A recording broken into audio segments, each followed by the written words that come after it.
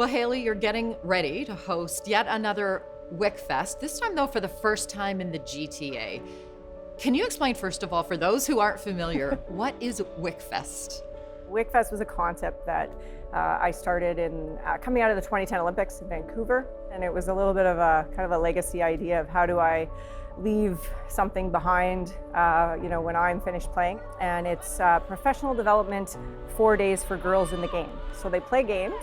They get 5 games in the tournament, but then they also get to sign up for off-ice sessions. So things like mental health and wellness. It's been a labor of love for a long time. When you did come up with the idea in 2010, did everyone jump on board, or did they kind of say, Hayley, it's kind of a crazy idea? What was it?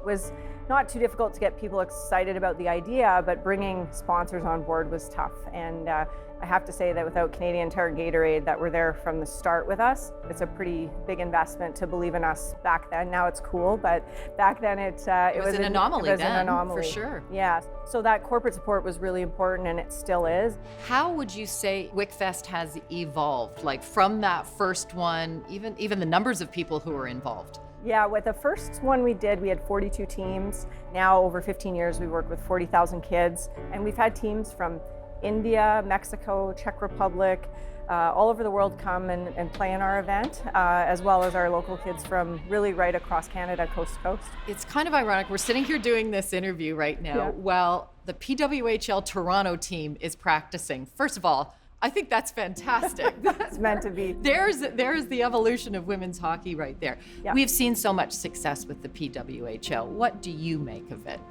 Well, I think it's great. I was talking to one of my old teammates, Becky Keller, the other day, and we were kind of reminiscing that it feels like what it was like in '98 when women's hockey became a first-time Olympic sport with all of the buzz. And it kind of feels like that moment again for women's hockey, and to be filling large stadiums like Scotiabank, and I think it's exciting for what the future holds. And when I think about my little girls in Wickfest, I now tell them, someday I'll be watching you play professional hockey, and that's a cool thing to be able to say. Yeah, the fact that they actually have that to look forward to. When you think of yourself, was it 2003 for you to play professional hockey? You joined a men's league in Finland. Yeah, I played in Finland in '02 and '03, and then I played in Sweden in '08. So I created my own professional hockey experience through my career. I had to be really creative in how I did it.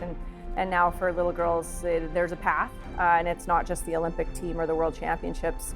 I foresee this as, becoming much more than that. When you think you've been such a trailblazer in many ways, you've redefined, what women in hockey are doing on the ice. You're an assistant general manager with the Toronto Maple Leafs. You're redefining what women in hockey can do off the ice as well.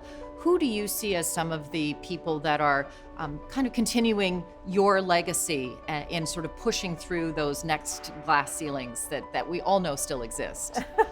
Well, people like yourself, Chris, it's hard. I think as a woman in the game, to make it to the highest levels in the game, you have to be really proficient in some area and an expert in your craft. And so we've seen other women in positions like myself across the league, but I look at the PWHL, I think that's what pushes it to the next level, when you can professionalize and show the game in a nice format on television with athletes that are treated the way they should be, getting paid money to play. And those women and these next women are going to be the next generation of hockey leaders, whether it's in the NHL or the PWHL for women. For the young girls that are a part of Wickfest, what is the biggest compliment a participant from Wickfest could come away with in saying about it? So I always tell people that the hockey is the thing I care about the least when we have girls that come to this event. I hope that they leave inspired to want to go home and practice when no one's watching, or maybe they can teach their parents about nutrition. And those are the comments that come back, and where people will say, my daughter was so inspired. Hockey is just the vehicle to deliver inspiration and education and make them better athletes, and that will make them a better hockey player.